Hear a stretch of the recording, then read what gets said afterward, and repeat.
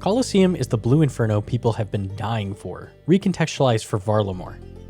It's being designed as a shorter, wave-based combat encounter than Inferno, but for both GP and untradeable unlocks rather than purely untradeable rewards. Blue Inferno was sold as a 12-wave encounter, with waves 9 through 12 aimed at players capable of obtaining an Infernal Cape. Each wave will roll a modifier that either buffs enemies, debuffs you, or modifies the terrain, and these will continue to stack through the entire counter each wave. They're also adding an endless mode which allows you to continue a new run, but keeping all of the negative modifiers, the reward being glory. We will get into that later. The main rewards are the new best in slot untradeable ranged cape, Dizana's Quiver, the Glaive of Ralos, which is effectively a ranged Dragon Warhammer, Sunfire runes, which buff fire spells, and Sunfire Fanatic armor, which is ranged prayer armor, as well as an Echo Crystal, which will be added to some pair of boots for recoil damage in a 3x3 area around you.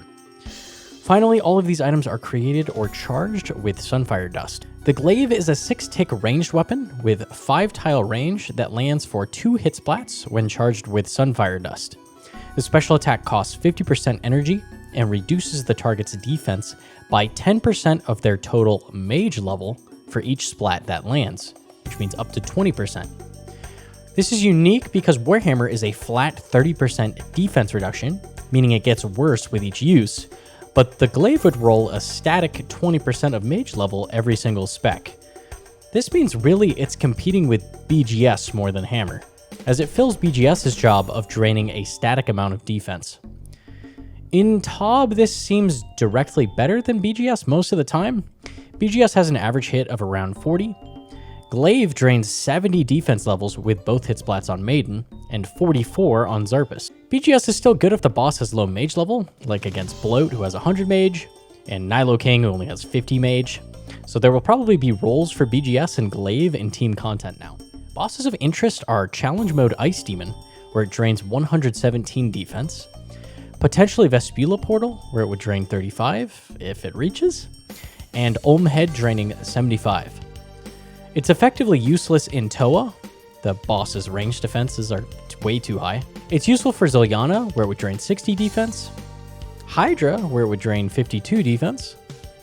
This is a useful spec weapon that competes with Hammer and BGS without replacing. Sunfire Fanatic armor is red D'hide ranged armor with prayer bonus near proselyte. I can't think of a use for this. It kind of seems like padding to the rewards. You can't even use it for cannon tasks because accuracy is important for the cannon. Sunfire runes provide a 10% minimum hit to fire spells. They have said they will allow you to upgrade burning pages to searing pages with these runes so they can be placed inside a Tome of Fire. This is a big buff to Harm Staff, but it still doesn't overtake Shadow at any location. It will be much more powerful at Ice Demon and a decent gap filler magic option up to Shadow. I could see Harm Staff potentially being used in Toa by experienced players who don't have Shadow yet. Dizana's Quiver is going to be the new best in slot ranged cape. It will be untradeable and obtained by completing some feat within the Colosseum. By default, it provides +1 range strength and +10 ranged accuracy over Assembler. When charged with Sunfire Dust, it doubles those increases to +2 strength and +20 accuracy, specifically not providing that additional 1 strength to Pipe. They have also said that they will be providing a corrupted option if you use enough dust on it for unlimited charges. Basically, big strong cape that buffs T-Bow bigly, but not Pipe. The cape also can store 2 types of ammunition, appropriate for the current weapon being used. This means you can shove dragon arrows and ruby bolts inside the cape and use both T-Bow and ZCB with it, on top of putting something in your ammo slot. This cape is by far the strongest reward from the Colosseum. The ammo storage has the potential to change the meta in many locations due to the freed inventory slots. It brings T-Bow max hit on task up to a whopping 90 and 99 within chambers. We just need 3 more range strength to hit over 100. We can do it! This has the benefit of making the Venator Ring not actually useless anymore, as you need it to hit the new max thresholds. The Quiver also finally has T-Bow overtaking ZCB at Nex as the best ranged DPS, meaning max gear at Nex will no longer include ZCB. The ammo storage is big for Team Chambers and Toa to free up that bolt inventory slot for ZCB. The rewards seem somewhat lacking. The Quiver's insanely powerful, but everything else seems niche at best or useless at worst. The Glaive will definitely be useful in some locations, but Sunfire runes and armor seem kinda weak. The content seems aimed at people who want a true challenge, but then rewards mid-tier prayer ranged armor just seems a bit out of place. I'm concerned about the potential consequences of introducing corruptible quivers due to the weak rewards from Varlamore. I get why people find charging weapons annoying, and the Quiver would absolutely suck charges. Blowpipe with Quiver would drain up to 1,000 charges in the Inferno. But allowing us to corrupt the Quiver means that the long-term profit of Colosseum seems kinda weak. The dust charging ranged weapon seems like the only high demand drop from the Colosseum. The Colosseum could become not worth grinding for GP within a few months. It might be best to hold off on adding that corrupted variant for a month or so just to see how the market is shaking out. The endless mode is the most disappointing aspect. And surely you're thinking, but Gnomonkey, this is so hard. Why don't you love it? Well, that's all well and good, but the reward is implied to be not GP, but glory. From the blog, glory isn't a currency like Tokkul, it's effectively a representation of your personal best performance. If two players finish a run of the Fortis Colosseum, but player A finishes faster and with fewer mistakes than player B, then player A will have higher glory.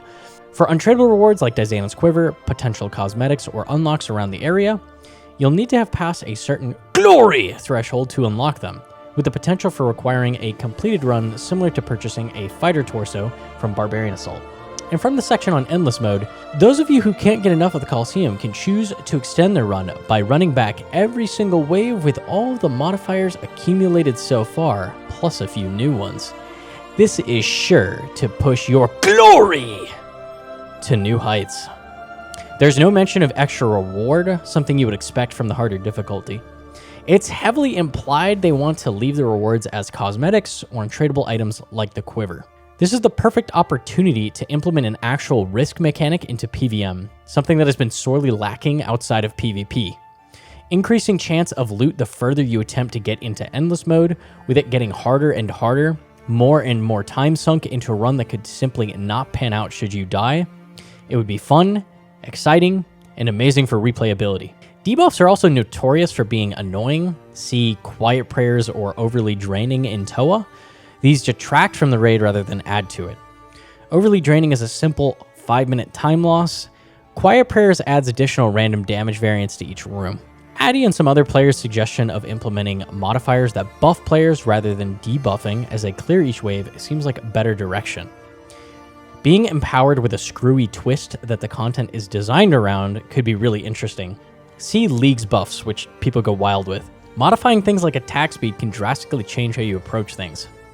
I'd rather fight a boss with 2,000 health with a 2-tick blowpipe than a 1,000 health boss with a crippled 4-tick blowpipe. I've been playing the game Heroes of Hammerwatch a bit recently, and in that game is an arena with a similar infinite scaling difficulty.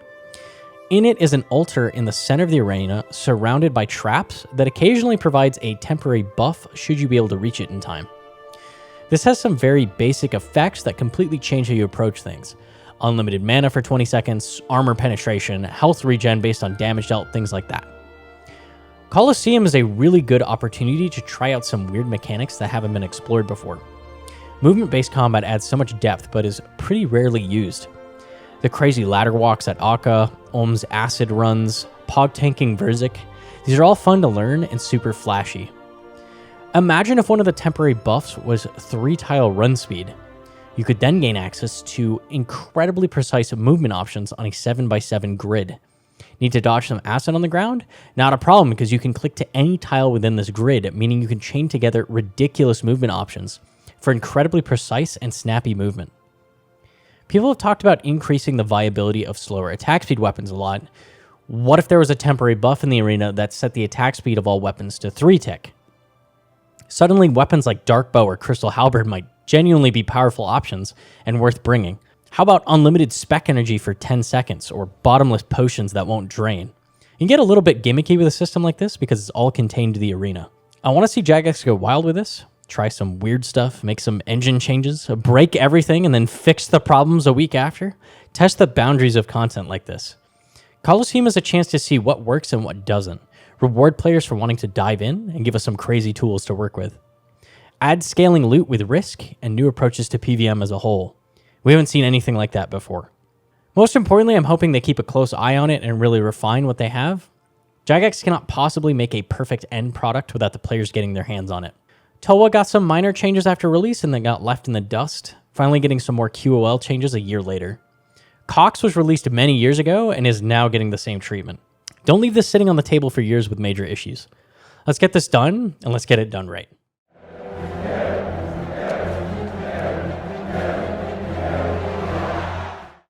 And that's it for the video. Leave a like if you liked it, and or subscribe. Thanks, guys.